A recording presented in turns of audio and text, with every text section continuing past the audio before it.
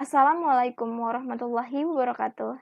Perkenalkan, nama saya Lutfiana Sabila dari Fakultas Keguruan dan Ilmu Pendidikan Universitas Esa Unggul.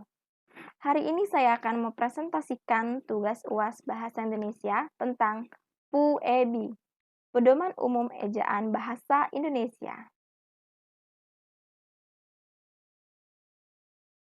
Pengertian ejaan menurut Arifin, ejaan adalah keseluruhan peraturan melambangkan bunyi ujaran, pemisahan, dan penggabungan kata, penulisan kata, dan tanda baca.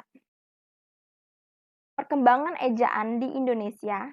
Yang pertama, ejaan Van Ophuijsen yang berlaku sejak 1901 sampai 1947. Ejaan ini merupakan pengembangan ejaan bahasa Melayu dengan menggunakan huruf Latin yang dilakukan oleh Profesor Charles van Ophuijsen, guru besar berkebangsaan Belanda yang dibantu oleh Engku Nawawi dan Muhammad Taib Sultan Ibrahim. Ciri-ciri ejaan ini adalah masih menggunakan huruf J untuk bunyi huruf Y. Contohnya, tertulis sajang yang bermakna sayang. Kedua, masih menggunakan huruf OE untuk bunyi huruf U. Contohnya, di sini tertulis itoe yang bermakna itu. Dan masih menggunakan kata ulang diberi dua, misalnya jalan dua yang bermakna jalan-jalan. Ejaan yang kedua adalah ejaan Suwandi. Ejaan ini diresmikan pada 19 Maret 1947. Ejaan ini dikenal juga dengan nama ejaan Suwandi yang menjabat sebagai Menteri Pendidikan dan Kebudayaan pada saat itu. Ciri-ciri ejaan ini adalah penggunaan huruf OE dalam ejaan Van Ophuijsen berubah menjadi U. Masih menggunakan huruf DJ untuk kata jalan. 3. Awalan di dan kata depan ditulis serangkai. Contohnya seperti ini. Di kebun adalah awalan di dan ditulis adalah kata depan. Tetapi mereka ditulis serangkai dengan kata berikutnya, tidak dipisah. Yang ketiga, ejaan yang disempurnakan. Ejaan yang disempurnakan mulai berlaku sejak tahun 1972. Berdasarkan putusan Presiden nomor 57 tahun 1972. Ciri-ciri ejaan ini, perubahan huruf ejaan Suwandi dari huruf DJ menjadi J. Kedua, penulisan di ini, awalan di ditulis, dan kata depan di rumah itu berbeda. Awalan di ditulis serangkai, dan kata depan di rumah dipisah.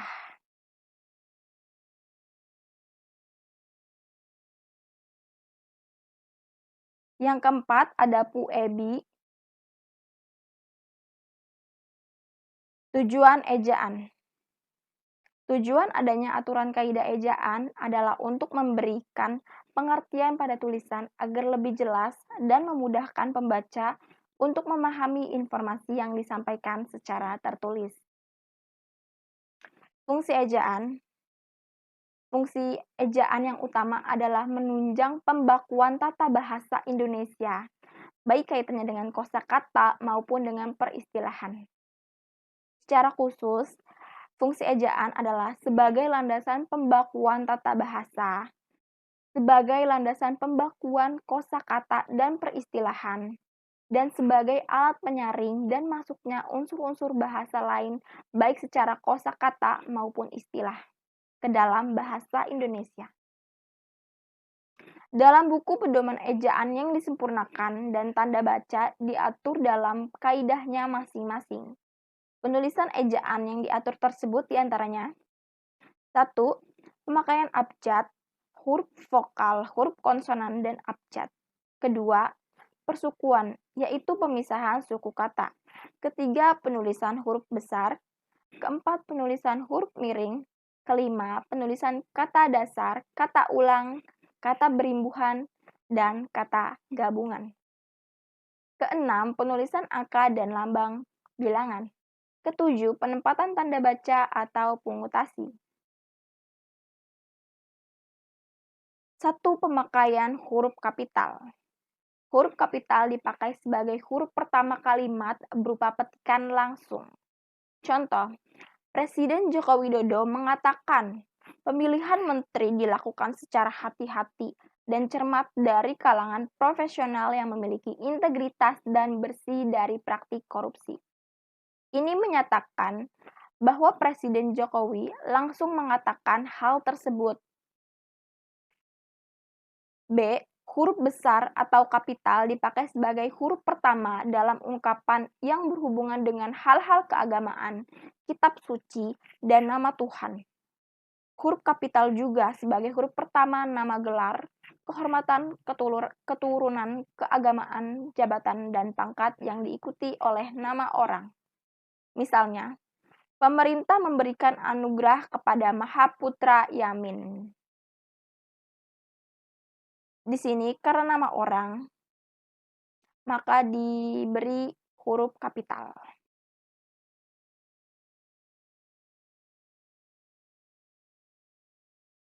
C. Jika tidak diikuti oleh nama orang atau nama gelar.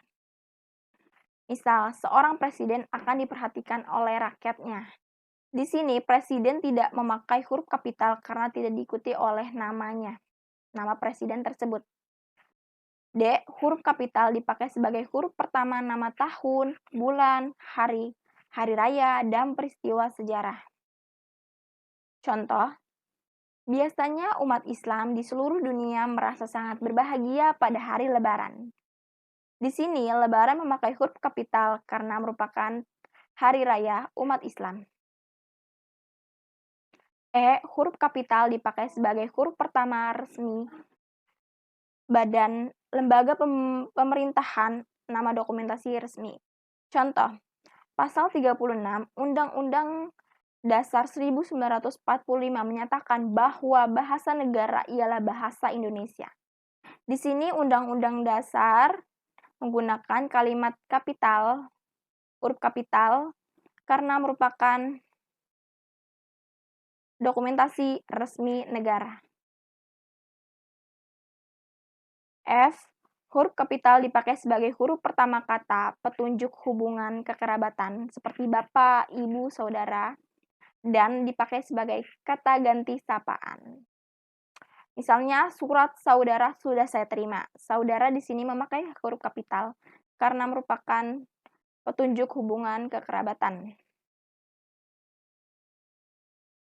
2. Penulisan huruf miring. Huruf miring dalam cetakan dipakai untuk menuliskan nama buku, majalah, dan surat kabar yang dikutip dalam karangan, dalam tulisan tangan atau ketikan. Kata yang harus ditulis dengan miring ditandai dengan garis bawah 1. Contoh, buku Negara Kertagama dikarang oleh Empu Prapanca. Di sini, nama bukunya Negara Kertagama ditulis dengan huruf miring. Ketiga, penulisan kata. Kata dasar ditulis sebagai satu satuan yang terdiri sendiri, sedangkan pada kata turunan, imbuhan, awalan, sisipan, atau akhiran ditulis serangkai dengan kata dasarnya. Kalau gabungan kata hanya mendapat awalan atau akhiran, itu ditulis serangkai dengan kata yang bersangkutan saja. Penulisan unsur serapan. Golongan ke-1, unsur yang belum sepenuhnya terserap ke dalam bahasa Indonesia seperti reshuffle, shuttlecock. Unsur-unsur ini dipakai dalam konteks bahasa Indonesia, tetapi pengucapannya masih mengikuti cara asing. Golongan kedua, yakni unsur asing yang pengucapannya dalam penulisannya disesuaikan dengan kaidah bahasa Indonesia. Diusahakan agar ejaan asing hanya diubah seperlunya hingga bentuk Indonesianya masih dapat dibandingkan dengan bentuk lainnya. Ini adalah contoh-contoh dari kata asing dan penyerapan yang salah dan penyerapan yang benar. 5. Pemakaian tanda baca. Pemakaian tanda baca dalam ejaan bahasa Indonesia yang disempurnakan mencakup pengaturan tanda titik.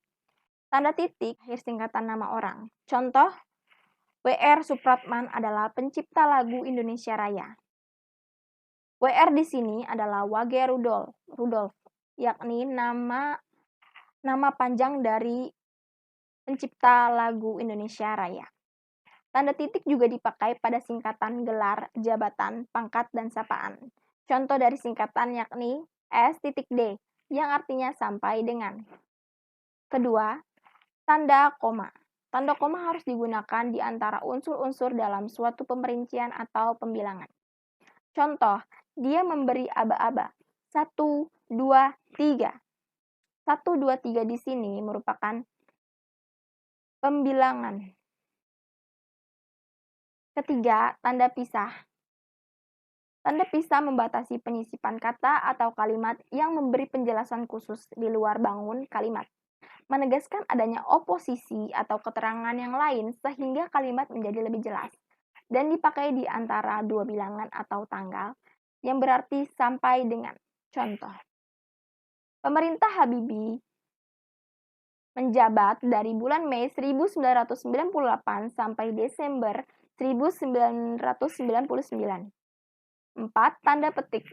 Tanda petik dipakai untuk mengapit petikan langsung, judul, syair, karangan, istilah yang mempunyai arti khusus atau dikenal. Contoh, kata Hasan, Nathan ikut. Berarti Hasan menyuruh Nathan untuk segera ikut dengannya. 5. Garis miring. Garis miring dipakai untuk menyatakan dan atau per yang artinya tiap, tahun akademik atau tahun ajaran, nomor rumah setelah nomor jalan, nomor surat. Contohnya, harga laptop 5 juta rupiah per unit, yang berarti satu buah laptop seharga 5 juta rupiah. Di sini juga ada contoh, harga mangga 20.000 per kilo, yang berarti harga mangga per kilonya adalah Rp20.000. Sekian dan terima kasih. Mohon maaf apabila ada perkataan yang salah. Wabillahi taufiq wal hidayah. Wassalamualaikum warahmatullahi wabarakatuh.